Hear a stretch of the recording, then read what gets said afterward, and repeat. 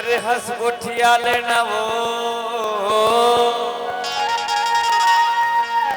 हवा ना बोल बता लेना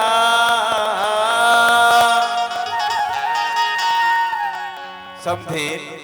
काहे समझी? ये जिंदगी के कोई ठिकाना नहीं है समझे। हाँ और बने बने मत मुलाकात होते वो हाँ कभी सुख तो कभी दुख समझे। तो गोठिया लेने आज समझी। सुख के बात है हाँ ले ले दे ले बोल ले बता ले हंस ले गोठिया ले समझे। सही कहा था समझी। ठीक कहा तो नहीं समझे। हाँ हंस गोठिया लेना वो आना बोल बता लेना हंस गोठिया लेना समझे आना बोल बता ले वो ये सगा समझे आना हाथ मिला ले वो ये सगा समझे आना हाथ मिला ले वो हंस गोठिया लेगा आना बोल बता लेना हंस गोठिया लेगा आना बोल बता लेना ये सगा समझी आने ने मिला लेगा ये सगा समझी आने ने मिला लेगा। अरे अरे अरे हंस गोठिया लेना समझे आना बोल बता ले वो गोठिया लेना समझे आना बोल बता ले वो ये सगा समझे आना हाथ मिला ले ये सगा समझे आना हाथ मिला ले वो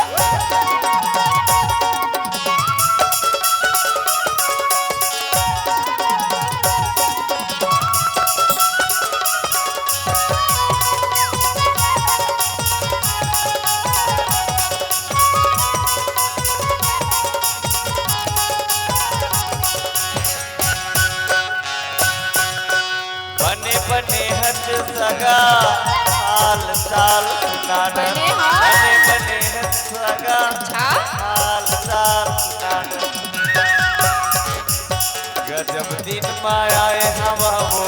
पानी का जितियाडर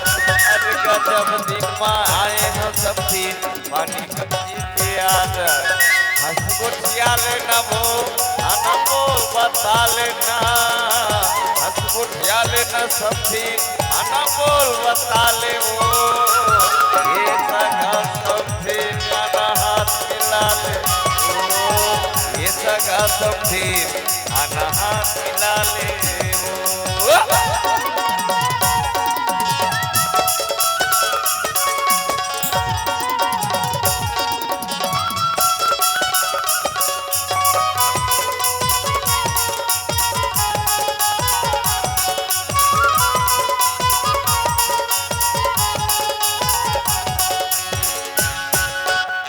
बने बने हम सगा